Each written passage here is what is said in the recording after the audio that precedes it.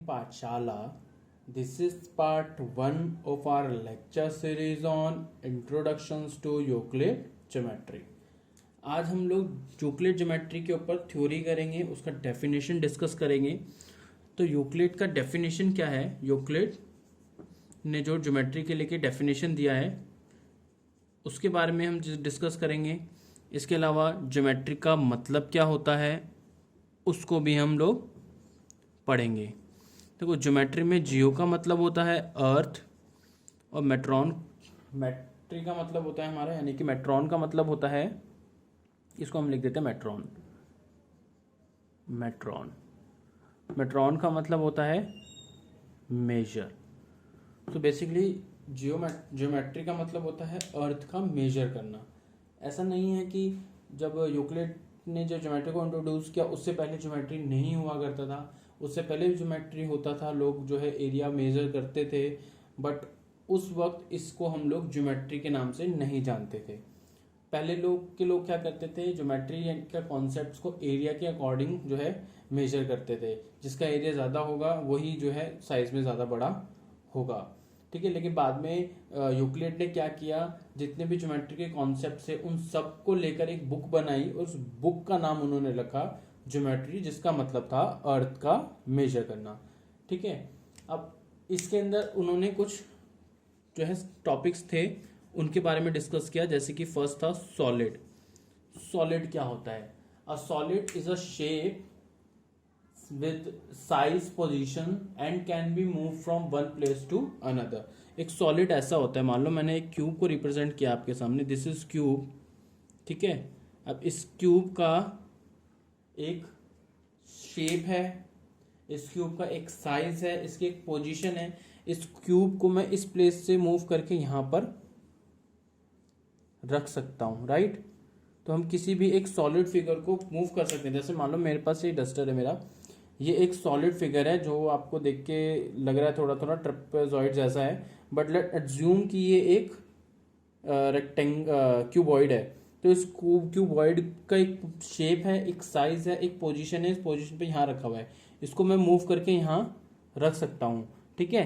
तो हम किसी भी सॉलिड की पोजीशन को चेंज कर सकते हैं, और सॉलिड की जो भी पोजीशन होती है उसमें जो शेप होती है उसको 3D बोलते हैं हम लोग। क्यों बोलते हैं? बिकॉज उसमें लेंथ होती है हमारे पास, एक ब्रेथ होती है, और ये एक हाइट भी होती है हमारे पास, ठीक है। हमारे पास 3 डायमेंशन होती है, इसलिए इसको हम 3D बोलते हैं। उसके बाद हम लोग डिस्कस करते हैं सरफेस एरिया पे। तो सरफेस की बात करें अगर हम लोग, तो सरफेस क्या होता है?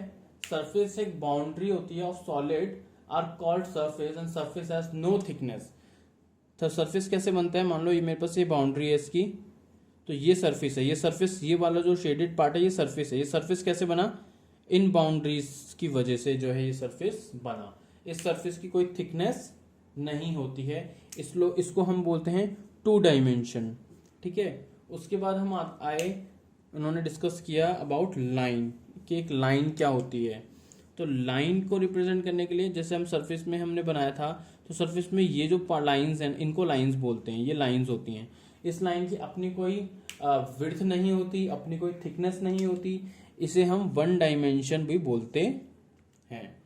उसके बाद इन्होंने डिस्कस किया अबाउट पॉइंट्स। देखो, पहले हम लोग किस पे आए? हम सॉलिड पे आए। सॉलिड किससे बनता है? सरफेस से, ठीक है ना। अगर मैं सरफेस से बात करूं तो देखो ये मेरे पास सॉलिड है, इसके सरफेस की अगर मैं बात करूं तो दिस इज सरफेस, ये सरफेस है, ये सरफेस है, ये सरफेस है, और ये सरफेस है, और ये लास्ट में एक ये सरफेस है। इन सरफेस से मिलकर बनता है सॉलिड। सॉलिड बनता है सरफेस से। सरफेस किससे बनता है? लाइन से। और लाइन किससे बनेगी? पॉइंट से। तो पॉइंट क्या होते हैं उनके बारे में डिस्कस करेंगे। अब पॉइंट हैज पोजीशन ओनली, उसकी कोई पोजीशन होती है सिर्फ, उसकी अपनी कोई लेंथ नहीं होती, अपनी कोई विड्थ नहीं होती, अपनी कोई थिकनेस नहीं होती। पॉइंट को हम रिप्रेजेंट करते हैं with capital letter P, Q, R या S, T, Q, हम किसी से भी इसको रिप्रेजेंट कर सकते हैं, बट जो लेटर हम यूज करेंगे वो एक कैपिटल लेटर होना चाहिए। पॉइंट को हम बोलते हैं, पॉइंट के अंदर जो है नो डायमेंशन, इसको कहते हैं 3D, इसे कहते हैं 2D, this is 1D and no dimension, यानी कि नो डी, नो डायमेंशन इसको बोलते हैं, नो डायमेंशन, इसको हम कहते हैं नो डायमेंशन, ठीक है। तो ये हमारा पॉइंट हो गया। अब हम किसी भी दो पॉइंट से मिलाकर एक लाइन बनाते हैं, ठीक है। तो कैसे हुआ, अब देखो रिवर्स करें हम, तो पहले हमारे पास पॉइंट आया, उससे हमने लाइन बनाई, उससे हमने सरफेस एरिया बनाया, उसके बाद हमने उसका सॉलिड फिगर बना दिया। तो ये तो हमारे जनरल टर्म्स थे जो ज्योमेट्री में हमने यूज करने हैं। इसके बाद जो है यूक्लिड्स ने जो कॉन्सेप्ट जो है वो लेकर आए थे एक एक्सियोम्स और एक लेके आए थे पोस्टुलेट्स।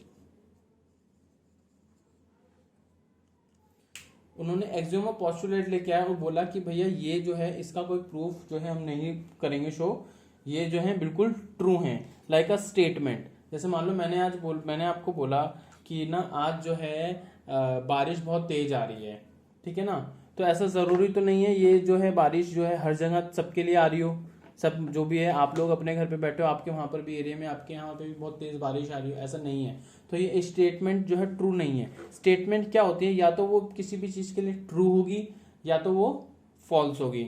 ऐसा नहीं है कि किसी कंडीशन में वो ट्रू हो रही है और किसी कंडीशन में फॉल्स हो रही है। मैथ्स के अंदर हम ऐसे कंसीडर करेंगे स्टेटमेंट को। तो यूक्लिड ने बोला कि मैं जो स्टेटमेंट दे रहा हूँ वो एक्सियोम्स जो मैं दे रहा हूँ, जो पोस्टुलेट्स में दे रहा हूँ वो हमेशा ट्रू होंगे, उसको लेके आपको कोई डाउट नहीं रखना है, उसका कोई प्रूफ नहीं होता है, ठीक है। तो एक्सियोम्स में उन्होंने जो है 7 जो है पॉइंट्स वो है जो लेकर आए थे, जिसमें से हम 1 बाय 1 एक एक को डिस्कस करेंगे। तो पहला पॉइंट था हमारा things which are equal to the same thing are equal to one another, ठीक है। तो मैं कहना चाह रहा हूं कि थिंग जो है इक्वल हो, मान लो मेरे पास एक ए है और एक बी है, ए जो है वो भी सी के बराबर है और बी जो है वो भी सी के बराबर है, तो इसके अकॉर्डिंग ए और बी भी बराबर होंगे आपस में। फॉर एग्जांपल आपके दो फ्रेंड हैं, उनमें से जो है दो में से एक का नाम ए है, एक का नाम बी है और आप एक बी है, ठीक है, एक सी है और एक आप खुद हैं बी, ठीक है ना। तो ए बी और सी ये तीनों फ्रेंड्स हैं, ए बी और सी तीनों फ्रेंड्स हैं और ए और बी की हाइट सेम है, ए और बी की क्या है हाइट सेम है, और बी और सी की भी हाइट क्या है सेम है, तो ए और सी की भी हाइट सेम होगी, इट्स ऑब्वियस। तो इसमें हमें किसी चीज की प्रूफ करने की जरूरत नहीं है, ये स्टेटमेंट ट्रू है फॉर ऑल, हर कंडीशन में ये स्टेटमेंट ट्रू होंगी, यानी कि कोई भी things which are equal to the same thing are equal to one another, ठीक है। इसके बाद हम लोग डिस्कस करेंगे एक्सियोम्स का सेकंड पॉइंट। सेकंड पॉइंट में जो है उन्होंने बोला है if equals are added, if equals are, ये आप पेज नंबर आप देखोगे पेज नंबर 81 पे है, उसमें लिखा है if equals are added to equals the whole are equal, यानी कि मैं कह रहा हूं कि मेरे पास कह रहा हूं कि 2 जो है वो बराबर है 2 के, कोई डाउट नहीं है, बिल्कुल करेक्ट है। इसमें मैं एक इक्वल सम ऐड कर देता हूं तो जो हमारा न्यू आंसर आएगा वो भी इक्वल होगा, यही हमारा स्टेटमेंट सेकंड बोलता है। थर्ड स्टेटमेंट में क्या बोल रहा है इफ इक्वल्स आर सब्ट्रैक्टेड, अगर मैं इक्वल को सब्ट्रैक्ट करूं, इक्वल्स में से इक्वल्स को सब्ट्रैक्ट करूं तो जो मेरे पास न्यू जो है आंसर आएगा वो भी बराबर होगा आपस में, ये हमारी स्टेटमेंट थर्ड थी। फोर्थ में क्या कह रहे हैं thing which coincide with one another are equal to one another, जो एक दूसरे को कोइंसाइड करती हैं वो एक दूसरे के बराबर भी होंगी। जैसे मान लो मेरे पास लिखा है मैंने 2 और मैंने एक और 2 लिख दिया इस पे, अगर मैं इस 2 को इसके ऊपर रखूंगा तो ये आपस में कोइंसाइड करेंगे एक दूसरे के ऊपर, शेप साइज के अकॉर्डिंग बिल्कुल सेम होंगे, तो ये एक दूसरे की वैल्यू जो है ये दोनों के दोनों आपस में बराबर होंगे। जैसे कि मान लो मैंने एक लाइन ली, ठीक है, इस लाइन के ऊपर मैंने एक और लाइन रख दी बिल्कुल इसी लेंथ की, तो ये दोनों की दोनों लाइंस भी आपस में बराबर होंगी, जिसका साइज सेम होता है उसे कोइंसाइड हम बोल लेंगे इसके अंदर। हम फिफ्थ पॉइंट पे बात करते हैं the whole is greater than the part, the whole is greater than the part. अब आप कहाँ रह रहे हो, काफी लोग जो है यहाँ पे दिल्ली के हैं, कुछ अलग स्टेट्स के हैं, ठीक है। तो जो दिल्ली जो है वो इंडिया का एक पार्ट है, ठीक है, इंडिया का एक पार्ट है, तो दिल्ली का जो एरिया है वो इंडिया के एरिया से तो ज्यादा नहीं हो सकता, इंडिया के एरिया से कम होगा। तो इन्होंने क्या बोला है फिफ्थ में the whole is greater than the part, ठीक है। जो होल है यानी कि जो पूरा इंडिया है वो हमेशा उसका जो एरिया है वो हमेशा दिल्ली के एरिया से बड़ा होगा। सिक्स पॉइंट में उन्होंने बोला है things which are double of the same thing are equal to one another, मतलब कोई कह रहा हूँ, मैं कह रहा हूँ कि ए जो है things which are double of the same thing, जो डबल होगी किसी एक चीज के, यानी कि ए जो है वो 2 टाइम्स है बी का और सी भी जो है वो 2 टाइम्स है बी का, तो ए और सी भी बराबर होंगे। सेम इसी तरह अगर ये दोनों के दोनों हाफ हैं किसी चीज के, फॉर एग्जाम्पल मैं कह रहा हूं 3 जो है 6 जो है वो बराबर है 12/2 के, हाफ के बराबर है। इसी तरह मैं 4 भी कह रहा हूं, नहीं इसको ऐसे नहीं लेंगे, थोड़ा कॉम्प्लिकेटेड हो जाएगा। ए ले लेता हूँ, ए जो है वो बी के हाफ के बराबर है और सी जो है वो भी बी के हाफ के बराबर है, तो ए और बी भी बराबर होंगे आपस में। ठीक है, ये हमारा 7th पॉइंट था इसका।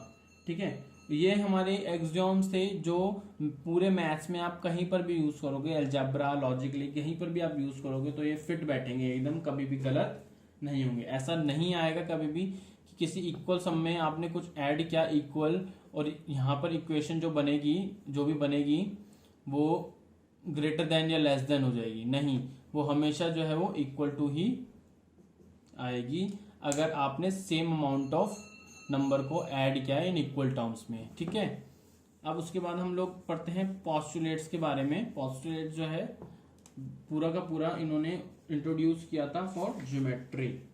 ठीक है, तो पोस्टुलेट्स क्या हैं? पोस्टुलेट जो है, पोस्टुलेट 1 है, उन्होंने बोला है पोस्टुलेट 1 में a straight line may be drawn from any point two any other point. किसी भी एक पॉइंट से हम एक स्ट्रेट लाइन को ड्रॉ कर सकते हैं किसी भी दूसरे पॉइंट को, इसको हम कहते हैं पोस्टुलेट्स। ठीक है, सेकंड था इसका पोस्टुलेट, वो था a terminated line can be produce indefinitely. देखो ये लाइन है, ये लाइन सेगमेंट है, लाइन सेगमेंट के ये पॉइंट है, 2 एंड पॉइंट से। ठीक है, इनको हम लोग एक्सटेंड कर सकते हैं कितना भी, जितना इन्फिनिटली हम इसको जो है एक्सटेंड कर सकते हैं, और इसको हम कहते हैं postulate 2 a terminated line can be produce इंडेफिनिटली। उसके बाद हम लोग पोस्टुलेट 3 के बारे में डिस्कस करते हैं। उसमें उन्होंने बोला है a circle can be drawn from with any centre and any radius. यहाँ से एक सेंटर लिया, ये एक रेडियस लिया, एक सर्कल ड्रॉ कर दिया, ये एक सेंटर लिया, ये एक रेडियस लिया, एक ये सर्कल ड्रॉ कर दिया, ये सेंटर लिया, ये रेडियस लिया और एक ये सर्कल ड्रॉ कर दिया। तो हम किसी भी पॉइंट के ऊपर एक रेडियस लेकर एक सर्कल को ड्रॉ कर सकते हैं। ये हमारा थर्ड पोस्टुलेट था। पोस्टुलेट 4th में था all right angles are equal to one another. तो अब जितने भी राइट एंगल्स हैं हमारे पास, अब हमारे पास राइट एंगल कैसे होते हैं? ऐसे होते हैं राइट एंगल, ये हमारे राइट एंगल है और ये सारे राइट एंगल 90 डिग्री होते हैं। तो जितने भी आप ट्राइंगल ड्रॉ करोगे और ये सारे के सारे एंगल आपस में बराबर होंगे ही होंगे। ठीक है, तो ये हमारा 4th पोस्टुलेट था। 5th क्या था? If a straight line falling on 2 straight line, 2 straight line है, ऐसे 2 सीधी लाइन हम ड्रॉ कर देते हैं लाइक दिस, हमने ऐसे ड्रॉ कर दी, ये 2 सीधी लाइन ड्रॉ कर दी हमने। ठीक है, उसके ऊपर एक स्ट्रेट लाइन जो है आई है, ठीक है, तो इंटरसेक्ट कर रही है, intersect angle on the same side, interior angle, this is interior angle, ये इंटीरियर एंगल है, ये भी इंटीरियर एंगल्स है। ठीक है, ये इंटीरियर एंगल है, तो क्या करें? Interior angle on the same side of it taken together less than 2 right angle. 2 right angle का मतलब क्या हो गया? 90 + 90 यानी कि 180, यानी कि 180 से अगर दोनों का एंगल कम बन रहा होगा तो उस साइड ये दोनों की दोनों आगे जाके मीट करेंगी। अगर मान लो कंडीशन ऐसे है कि 2 पैरेलल लाइंस हैं और फिर इंटरसेक्ट कर रही हैं, तो इन दोनों का सम कितना बनेगा? 180 बनेगा। तो ना तो ये इस साइड से मीट करेंगे और यहाँ पर भी 180 बन रहा होगा, तो ये यहाँ पर भी मीट नहीं करेंगे, तो ये पैरेलल लाइंस होती हैं।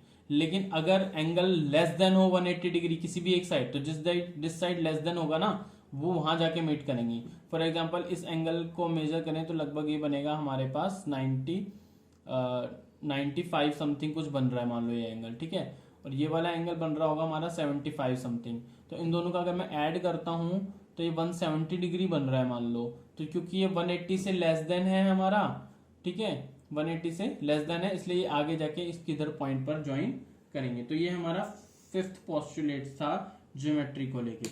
इसी को लेके हम नेक्स्ट वीडियो के अंदर इसके एक्सरसाइज और एग्जांपल्स क्वेश्चन जो है डिस्कस करेंगे। अभी के लिए हम इतना ही डिस्कस करते हैं। Thank you, bye.